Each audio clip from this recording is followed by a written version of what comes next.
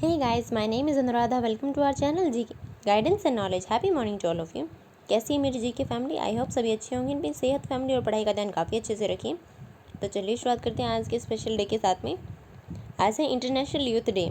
इसको हम डिटेल में डिस्कस करेंगे बिकॉज ये बहुत ज़्यादा इंपॉर्टेंट हमारे लिए. तो इससे रिलेटेड एक क्वेश्चन भी आ गया, उसको भी डिस्कस करेंगे. सबसे पहले तो ये क्यों मनाया जाता है? ताकि यूथ जो हमारे मैन एंड वुमेन हैं उनके अंदर अवेयरनेस फैलाई जा सके कि कैसे हम अपने गोल्स हैं उनको अचीव कर पाएँ और कैसे हम कंट्रीब्यूट करते हैं और क्या क्या प्रॉब्लम्स फेस करते हैं, उन सभी चीज़ों के बारे में इसके अंदर डिस्कस किया जाता है. और हमारी यूथ पॉपुलेशन बहुत ज़्यादा इंपॉर्टेंट रोल प्ले करती है अचीव करने में सस्टेनेबल डेवलपमेंट गोल, जो कि एजेंडा रखा गया है 2030 का. सो उसके लिए भी ये इंपॉर्टेंट है. इसको क्वेश्चन के साथ में डिटेल में देखेंगे. अब आगे चलते हैं. कल क्वेश्चन पूछा था मैंने, इयोबा या फिर ईविया आइसलैंड, ये रिसेंटली न्यूज़ में देखने को मिलता है. ये कौन सी कंट्री के अंदर लोकेटेड है? Japan, Greece, Brazil, Singapore. हमारा आंसर क्या है? हमारा आंसर है बी. ये ग्रीस के अंदर है. यहाँ पे देख लेते हैं हम इसकी लोकेशन. ये यहाँ पे ग्रीस है, ये यहाँ पे याद दिखाई देगा आपको ईविया. और ग्रीस के कौन कौन सी कंट्रीज़ का टच करती है? Albania, North Macedonia, Bulgaria and Turkey, कुछ पार्ट इसका. और कौन कौन से सी हैं इसके आस में? आयोनियन सी है, एडियाटिक सी है और एजियन सी है. इसको देख लेते हैं. यहाँ पे रिसेंटली इस आइसलैंड के ऊपर बहुत ही ज़्यादा वाइल्ड फायर्स देखने को मिलती हैं. इस वजह से ये न्यूज़ में आ गया है और इसकी वजह से ग्रीस का टेम्परेचर है वो इंक्रीज़ हो गया है. लास्ट 30 ईयर्स के अंदर 45 डिग्री सेल्सियस तक स्पाइक कर चुका है. ईविया है वो ग्रीक का सेकेंड लार्जेस्ट आइसलैंड है पॉपुलेशन के मामले में भी और एरिया के मामले में. किसके बाद में? क्रेट के बाद में. अलग है मेनलैंड ग्रीस से. किस वजह से? एक नैरो स्ट्रेट की वजह से. यूबिया है, ये बिलीव किया जाता है कि ओरिजिनली ये किसका पार्ट था? ये मेनलैंड का पार्ट था, लेकिन बाद में ये सेपरेट हो गया था अर्थ की वजह से, बिकॉज इसके पास में एक फॉल्ट लाइन है, इसकी वजह से ये माना जाता है. हमारा आज का पहला क्वेश्चन है, कंसिडर करना है इन सभी स्टेटमेंट को किसके रेस्पेक्ट में. हमें बताना है पाम ऑयल के बारे में. इंडिया वर्ल्ड का बिगेस्ट बायर है एडिएबल ऑयल्स का. इंडिया के अंदर जो टोटल एडिएबल ऑयल्स को इंपोर्ट किया जाता है उसके अंदर 2/3 पार्ट पाम ऑयल का होता है. इनमें से कौन सी स्टेटमेंट करेक्ट है हमें बताना है. फर्स्ट ओनली, सेकंड ओनली, दोनों या फिर दोनों में से कोई नहीं. तो हमारा आंसर क्या होगा? हमारा आंसर होगा सी, बिकॉज दोनों की दोनों स्टेटमेंट है वो बिल्कुल करेक्ट है. इसको देखते हैं. प्राइम मिनिस्टर नरेंद्र मोदी ने अनाउंस किया है 11,000 crore national edible oil mission या फिर ऑयल पाम. इसे हम इन शॉर्ट बुलाएंगे NMEOP. इंडिया को सेल्फ सफिशिएंट बनाया जा सके कुकिंग ऑयल्स के अंदर, जिसके अंदर पाम ऑयल भी इंक्लूडेड है, ताकि फार्मर्स को फैसिलिटी दी जा सके, उन्हें क्वालिटी सीड्स और टेक्नोलॉजी दोनों ही चीज़ प्रोवाइड करवाई जा सके. इस मिशन के अंदर इंडिया सेल्फ सफिशिएंट बन चुका है राइस में, वीट में, शुगर के अंदर, जो कि कंट्री के लिए इनफ नहीं है क्योंकि उसे ह्यूजली डिपेंडेंट होना पड़ता है एडिएबल ऑयल्स के इंपोर्ट के ऊपर. सो क्रिएट करने के लिए ऑलरेडी जो national mission on oil seeds और पाम ऑयल बूस्ट करने के लिए ऑयल सीड को और पाम ऑयल के प्रोडक्शन को चल रहा है पहले से ही कुछ सालों से, पिछले कुछ सालों से, ताकि इंपोर्ट्स को कम किया जा सके. और मलेशिया वर्ल्ड का सेकंड लार्जेस्ट प्रोड्यूसर है पाम ऑयल का. अब किसके बाद में? इंडोनेशिया के बाद में. मलेशिया पाम ऑयल है वो, उसके अंदर इन्वेंट्रीज और प्रोडक्शन है वो सर्ज हो गया है कोरोना वायरस लॉकडाउन की वजह से. इसकी वजह से डिमांड्स है वो उनके अंदर स्लम्प देखने को मिला है. मलेशिया का पाम ऑयल है वो डिस्काउंटेड प्राइस पे मिल रहा है एक अगर कंपेयर करें हम इंडोनेशिया से. लेकिन दूसरी तरफ इंडोनेशिया है उसने अपने पाम ऑयल के एक्सपोर्ट के ऊपर रेज कर दिया है लेवीज को, मतलब कि एडिशनल चार्जेस लगाए गए हैं. मलेशिया और इंडिया ने एक डील भी साइन की है. 1 लाख टन जो इंडियन राइस है उनको बाई करेगा मलेशिया. फिर ये वो क्वेश्चन है जिसके बारे में हम बात कर रहे थे. आज इंटरनेशनल यूथ डे है. सो ये क्वेश्चन है, इसके बारे में हम बताना है कि new global youth development index ये रिसेंटली रिलीज़ किया गया है. किसके द्वारा?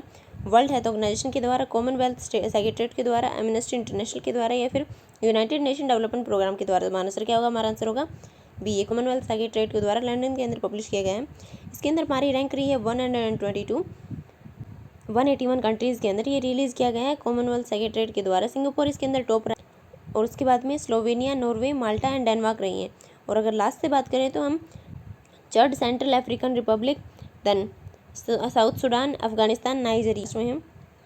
इंडिया उन टॉप 5 कंट्रीज़ के अंदर से है जिसके अंदर इसमें 2010 से लेकर 2018 तक राइज देखने को मिला है, जबकि अफगानिस्तान और रशिया हैं वो एडवांसिंग कर रहे हैं स्कोर को ऑन एन एवरेज 15.74% एजुकेशन और एम्प्लॉयमेंट के अंदर.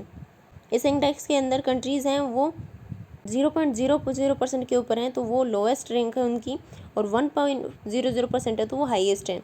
इसके अंदर डेवलपमेंट देखी जा रही है एजुकेशन में, एम्प्लॉयमेंट में, हेल्थ में, क्वालिटी एंड इंक्लूजन देखने को मिल रहा है, पीस एंड सिक्योरिटी के अंदर, और पॉलिटिकल और सिविक पार्टिसिपेशन भी देखने को मिल रहा है. 27 इंडिकेटर्स देखे जा रहे हैं इसके अंदर, जिसके अंदर इंक्लूड है लिटरेसी और वोटिंग शोकेस करती है, जो कि वर्ल्ड की 1.8 बिलियन पॉपुलेशन है. जिसकी एज है 15 to 29 ग्रुप के अंदर। 2020 के अंदर global youth development index reveal किया गया है, जिसके अंदर कंडीशन दिखाई गई है यंग पीपल की इंप्रूव किया जा रहा है, जो कि वर्ल्ड में 3.1% से 2010 से 2018 के बीच में। ओवरऑल अगर इंडेक्स के बारे में बात करें तो वो शोकेस करता है यूथ पार्टिसिपेशन, पीस और प्रोसेस के अंदर, उनकी एजुकेशन, एम्प्लॉयमेंट के अंदर, इंक्लूजन के अंदर, हेल्थ केयर 2010 से ही। और 2021 की इंटरनेशनल यूथ डे की थीम क्या रखी गई है? Transforming food security, youth innovation for human and planetary health. फिर हमारा अगला क्वेश्चन है, कंसिडर करना है इन सभी स्टेटमेंट को किसके रिस्पेक्ट में? वन धन योजना स्कीम के बारे में बताना है। ये 2018 के अंदर लॉन्च की गई थी छत्तीसगढ़ से। इसके अंदर विकास के अंदर आज डेवलप की गई हैं जो कि बूस्ट करेंगे इकोनॉमिक डेवलपमेंट को। ट्राइबल स्कीम जिसके अंदर इन्वॉल्व है कि वो कलेक्शन करेंगे माइनर फॉरेस्ट प्रोड्यूस को, जिसे MFPs बुलाया जाता है। इनमें से कौन सी स्टेटमेंट करेक्ट है? फर्स्ट ओनली, सेकंड ओनली, दोनों या फिर दोनों में से कोई नहीं। तो हमारा आंसर क्या होगा? हमारा आंसर होगा सी, बिकॉज दोनों स्टेटमेंट वो करेक्ट हैं। ये क्यों न्यूज़ में आया? बिकॉज नागालैंड ने 7 प्राइजेज वो जीते हैं, 7 अवार्ड्स जीते हैं। इसके अंदर एनुअल अवार्ड जो पहली बार प्रेजेंट किए गए हैं वन धन अवार्ड्स 2020 to 2021 के बीच में। 34th फाउंडेशन डे को सेलिब्रेट किया जा रहा था ट्राइफेड के द्वारा। ट्राइफेड की फुल फॉर्म क्या है? Tribal cooperative marketing development federation of India limited. ये अवार्ड है प्रेजेंट किए गए हैं union tribal minister Arjun Munda के द्वारा जूम वेबिनार के थ्रू। नागालैंड ने फर्स्ट पोजीशन पाई है किसके अंदर? बेस्ट सर्विस स्टेट के अंदर, बेस्ट ट्रेनिंग के अंदर, मोस्ट नंबर ऑफ एस्टेब्लिश करने के अंदर। थर्ड पोजीशन पाई है बेस्ट सेल जनरेट करने के लिए, बेस्ट इनोवेशन एंड क्रिएटिविटी के लिए। पर इस स्टेट ने और भी अवार्ड रिसीव किए हैं इनोवेटिव एंड क्रिएटिव प्रोडक्ट बनाने के लिए, आइडियाज़ देने में, कमोडिटीज़ के लिए, जैसे कि गुसबेरी वाइन है जिसके अंदर सप्लायर कौन होंगे? टोका मल्टीपर्पज़ सोसाइटी लिमिटेड। फिर मशरूम कल्टीवेशन है, इसमें सप्लायर है NBHM। फिर हमारा अगला क्वेश्चन, इनमें से कौन सी स्टेट गवर्नमेंट है जिसने अनाउंस किया है कि राजीव गांधी अवार्ड दिए जाएंगे IT सेक्टर के लिए? हमारे ऑप्शन है गुजरात, महाराष्ट्र, राजस्थान, पंजाब। तो हमारा आंसर क्या होगा? हमारा आंसर होगा B, महाराष्ट्र ने अनाउंस किया है ये। रिसेंटली हमने डिस्कस किया था कि प्राइम मिनिस्टर नरेंद्र मोदी ने अनाउंस किया है कि राजीव गांधी खेल रत्न अवार्ड को अब कहा जाएगा मेजर ध्यानचंद खेल रत्न अवार्ड। महाराष्ट्र गवर्नमेंट ने क्या अनाउंस किया है कि वो नए अवार्ड देने जा रहे हैं former prime minister Rajiv Gandhi के नाम पे। अगर आउटस्टैंडिंग परफॉर्मेंस देखने को मिलती है इंफॉर्मेशन टेक्नोलॉजी सेक्टर के अंदर, राजीव गांधी अवार्ड है वो महाराष्ट्र गवर्नमेंट के इंस्टीट्यूट्स को दिया जाएगा इस फील्ड के अंदर। और ये डिसीजन लिया गया है, मीटिंग चेयर की गई थी जिसके अंदर महाराष्ट्र के जो minister of state information technology and home Satej Patel की अध्यक्षता में। फिर हमारा अगला क्वेश्चन है, कंसिडर करना है इन सभी स्टेटमेंट को किसकी रिस्पेक्ट में? लोथल के बारे में बताना है हमें। नेशनल मैरीटाइम हेरिटेज कॉम्प्लेक्स ये एस्टेब्लिश किया जा रहा है, डेवलप किया जा रहा है लोथल रीजन गुजरात के अंदर। लोथल है वो साउथ मोस्ट सिटी थी एंशिएंट इंडस वैली सिविलाइजेशन के अंदर। इनमें से कौन सी स्टेटमेंट है वो करेक्ट है? फर्स्ट ओनली, सेकंड ओनली, दोनों या फिर दोनों में से कोई नहीं। तो हमारा आंसर क्या होगा? हमारा आंसर होगा सी, बिकॉज दोनों की दोनों स्टेटमेंट करेक्ट है। यहाँ पे कुछ भी किया जा सकता है, यहाँ से गुजरात चेंज करके कोई और नाम डाल दिया, फिर साउथ मोस्ट सिटी से नॉर्थ मोस्ट सिटी कर दी। तो इस तरह से चेंजेस करके इन्हीं क्वेश्चंस को रॉन्ग राइट करके बना दिया जाता है। तो आप ध्यान में रखिएगा कि यहाँ पे क्या पूछा जा रहा है। ये यहाँ पे पूछा गया है करेक्ट। तो हमारा आंसर क्या हुआ? हमारा आंसर हुआ सी। ये क्यों न्यूज़ में है? Because national maritime heritage complex को NHMC जिसे इन शॉर्ट बुलाते हैं, तो हम फुल फॉर्म और शॉर्ट फॉर्म दोनों को याद रखिएगा। इसे एक इंटरनेशनल टूरिस्ट डेस्टिनेशन के रूप में बनाया जा रहा है। ये डेडिकेटेड है, लेगेसी दिखाई जाएगी इसके अंदर मैरीटाइम हेरिटेज ऑफ इंडिया के। इसके अंदर कंप्राइज की जाएंगी काफ़ी सारी टूरिस्ट फैसिलिटीज़ और एमिनिटीज़, जैसे कि national maritime heritage museum, maritime research institute बनाया जाएगा, हेरिटेज थीम पार्क बनाया जाएगा, लैंडस्केपिंग की जाएगी और रिक्रिएशनल वेन्यूज़ भी बनाए जाएंगे ताकि अट्रैक्ट किया जा सके टूरिस्ट को सभी कोस्टल स्टेट्स और यूनियन टेरिटरीज़ के अंदर। और ये डेस्टिनेशन है, ये यूज़ की जाएगी एक शोकेस के रूप में, इंडिया की हेरिटेज दिखाई जाएगी इसके अंदर मैरीटाइम। इसके अंदर डिजिटल टूरिज्म भी प्रोवाइड की जाएगी, जैसे कि वर्चुअल रियलिटी ऑफर की जाएगी, इमेंस एक्सपीरियंस दिया जाएगा मैरीटाइम हेरिटेज के बारे में, साउंड एंड लाइट शोज़ भी किए जाएंगे, टच स्क्रीन टाइप्स भी दिखाए जाएंगे और शॉर्ट फिल्म भी बनाई जाएंगी मैरीटाइम हिस्ट्री के इवेंट्स के ऊपर। NHMC एक सीख कर रही है कि क्रिएट किया जाएगा एडुटेनमेंट अप्रोच। इसके अंदर क्या, इसका मीनिंग क्या होता है? एजुकेशन विद एंटरटेनमेंट, ताकि विजिटर्स का इंटरेस्ट बना सके इसके अंदर। और ये बनाया जा रहा है 400 एकड़ एरिया के अंदर। इसके अंदर स्ट्रक्चर है जैसे कि मैरीटाइम इंस्टीट्यूट बनाया जाएगा, लाइट हाउस म्यूजियम भी बनाया जाएगा, इको रिजॉर्ट्स भी बनाए जाएंगे और इसके साथ में कंप्राइज किए जाएंगे पवेलियंस, जहाँ पे कोस्टल स्टेट्स हैं और इंडिया के और यूनियन टेरिटरीज हैं उनको शोकेस किया जाएगा आर्टिफैक्ट्स और मैरीटाइम हेरिटेज के बारे में। लोथल सिटी एक प्रोमिनेंट सिटी है इंडस वैली सिविलाइजेशन के अंदर, क्योंकि ये उसकी साउथ मोस्ट सिटी थी और ये कंस्ट्रक्ट की गई थी 2400 BCE में। ये सिटी है, ये वर्ल्ड की अर्लीस्ट डॉक के रूप में जानी जाती है, जिसके अंदर कनेक्ट किया गया था एनेसेंट जो कोर्सेस हैं साबरमती रिवर्स के। ये ट्रेड रूट के रूप में काम करती थी हरप्पन सिटीज़ सिंध और पेनिनसुला सिटीज़ ऑफ सुश्रुताज के लिए। लोथल को यूनेस्को वर्ल्ड हेरिटेज साइट के लिए भी नॉमिनेट किया गया है, लेकिन ये एप्लीकेशन अभी पेंडिंग है टेंटेटिव लिस्ट के अंदर। फिर हमारा अगला क्वेश्चन, इनमें से कौन सा बैंक है जिसने अनवील किया है डिजिटल प्रयास लैंडिंग प्लेटफॉर्म को? हमारे ऑप्शन हैं PNB, SBI, HDFC या फिर सिडबी। तुम्हारा आंसर क्या होगा? हमारा आंसर होगा डी, सिडबी है ये। Small industries and development bank of India, इसे इन शॉर्ट हम सिडबी बुलाते हैं, इसने अनवील किया है अपना डिजिटल प्रयास। ये एक app based digital lending platform है जिसके अंदर फैसिलिटी प्रोवाइड की जाएंगी लोन्स के बारे में एंटरप्रेन्योर से लेकर लो इनकम ग्रुप्स के लिए। एक दिन के अंदर इसके अंदर लोन है वो सैंक्शन कर दिया जाएगा, इसका ये ऑब्जेक्टिव रखा गया है।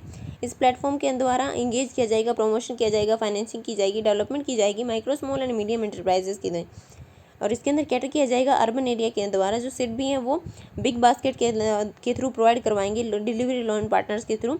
इसके अंदर परचेज की जा सकती हैं ई बाइक्स और ई वाहन, मतलब कि हमारे इन्वायरमेंट को प्रोटेक्ट करने के लिए भी काम करे। सिडबी का जो बिग बास्केट इनिशिएटिव है ये क्रिएट किया करेगा डिजिटल फुटप्रिंट, ताकि फर्दर फैसिलिटीज़ प्रोवाइड की जा सके लोन बोरोवर्स के लिए और उनकी फैमिली मेम्बर्स को भी दिया जा सके, और ताकि वो माइक्रो एंटरप्राइजेस को सेटअप कर सकें। फिर हमारा अगला क्वेश्चन, कंसिडर करना है इन सभी स्टेटमेंट को किसकी रिस्पेक्ट में? अल मोहम्मद अल हिंदी 2021। ये एक्सरसाइज है जो कि हो रही है इंडिया और सऊदी अरेबिया के बीच में। ये जॉइंट नेवल एक्सरसाइज है जो कि प्लेस ले रही है क्योंकि गल्फ रीजन के अंदर टेंशन इंक्रीज हो रही है। तो इनमें से कौन सी स्टेटमेंट करेक्ट है? फर्स्ट ओनली, सेकंड ओनली, दोनों या फिर दोनों में से कोई नहीं। तुम्हारा आंसर क्या होगा? हमारा आंसर होगा सी, बिकॉज दोनों की दोनों स्टेटमेंट करेक्ट है। इसके बारे में देखते हैं। इंडिया और सऊदी अरेबिया पहली बार एक नेवल एक्सरसाइज कंडक्ट करने जा रहे हैं जिसका नाम रखा गया है अल मोहम्मद अल हिंदी 2021।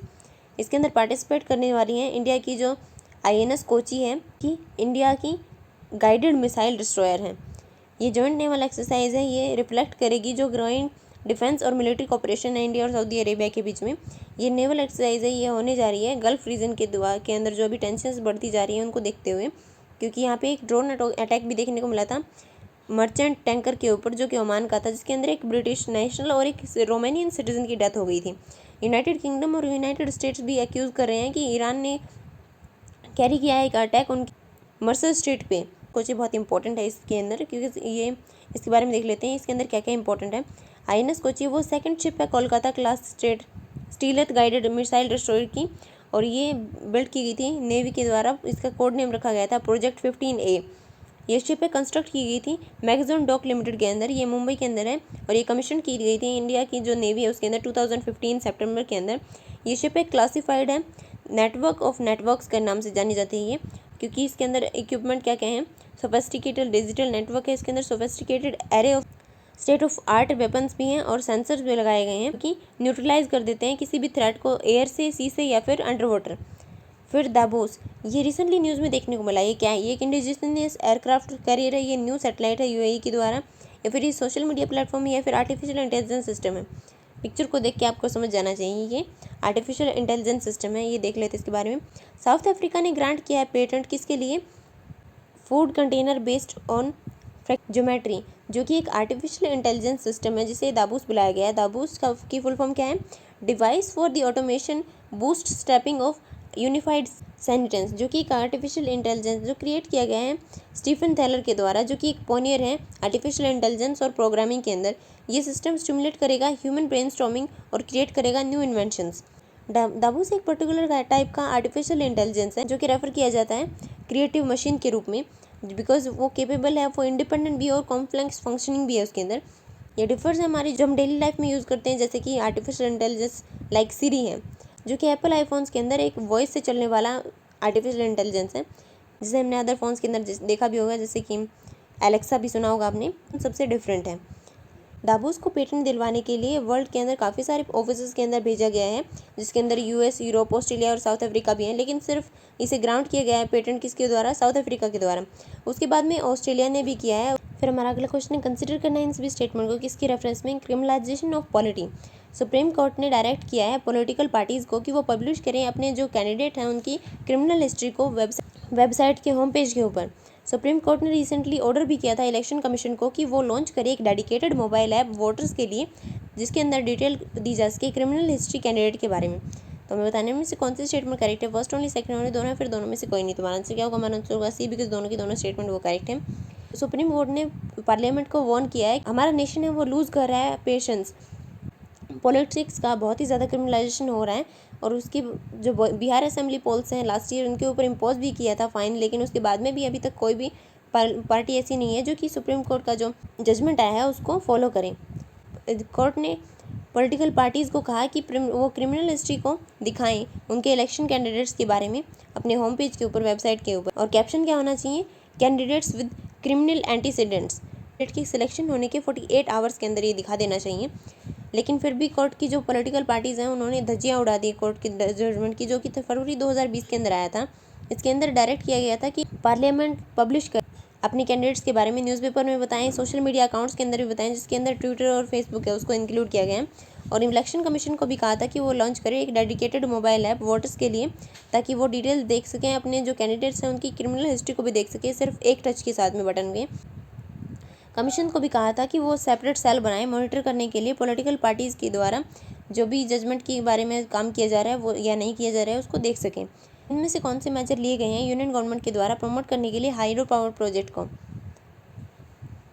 हाइड्रो पावर सेक्टर को? तुम्हारा पहला ऑप्शन है डिक्लेयरिंग लार्ज हाइड्रो प्रोजेक्ट्स, जो कि लेस देन 25 मेगावाट है, जो कि रिन्यूएबल एनर्जी सोर्स माना जाएगा। टैरिफ की रैशनलाइजेशन मेजर्स लिए गए हैं ताकि हाइड्रो टैरिफ को कम किया जा सके। तो इनमें से कौन सा ऑप्शन करेक्ट है? फर्स्ट ओनली, सेकंड ओनली, दोनों, फिर दोनों में से कोई नहीं। तुम्हारा आंसर क्या होगा? हमारा आंसर होगा सी, बिकॉज दोनों की दोनों स्टेटमेंट है वो ये भी करेक्ट है। गवर्नमेंट ने काफ़ी सारी पॉलिसीज़ बनाई हैं हाइड्रो पावर डेवलपमेंट करने के लिए, जैसे कि नेशनल इलेक्ट्रिसिटी पॉलिसी 2005 लेकर आए थे, फिर नेशनल पैराटारिफ पॉलिसी लाई गई 2016 के अंदर, फिर नेशनल रिहैबिलिटेशन रीसेटलमेंट पॉलिसी 2007 की, right to fair compensation and transparency in land acquisition, फिर रिहैबिलिटेशन एंड रीसेटलमेंट एक्ट 2013। और उसके बाद में काफ़ी सारे मेजर्स भी लिए गए हैं हाइड्रो प्रोजेक्ट सेक्टर को बूस्ट करने के लिए, जैसे कि 8 मार्च 2019 के बारे में के अंदर हम बताते हैं। इनमें से कौन से प्रोविजंस हैं?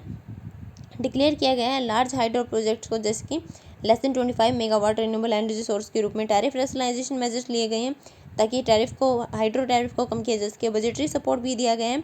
Flood moderation storage hydro electricity project, जिसे HEPs बुलाते हैं। फिर बजटरी सपोर्ट दिया गया है ताकि इनेबल कर सके कोस्ट इंफ्रास्ट्रक्चर की, जैसे कि रोड्स एंड ब्रिजेस हैं। Subsequently hydro purchase obligation HPO trajectory भी लाई गई है 2021-22 से 2019-30 के टाइम पीरियड के लिए, जिसके अंदर नोटिफाई किया गया है गवर्नमेंट के द्वारा 29 जनवरी 2021 के अंदर। फिर हमारा अगला क्वेश्चन है, इस क्वेश्चन का आंसर आपको देना है। इनमें से कौन सी मिनिस्ट्री है जो कि होस्ट करने वाली है पहला इंटरनेट गवर्नेंस फोरम? हमारे ऑप्शन है ministry of information technology, ministry of skill development and enterprises. हमारे ऑप्शन है ministry of information and technology, ministry of skill development and entrepreneurship, then ministry of earth scientist and then ministry of new and renewable energy. So इसका answer आप comment section के अंदर जरूर बताइएगा। So this it for today, thank you for listening, don't forget to like and subscribe, also provide your suggestions to improve. Jai Hind, जय भारत।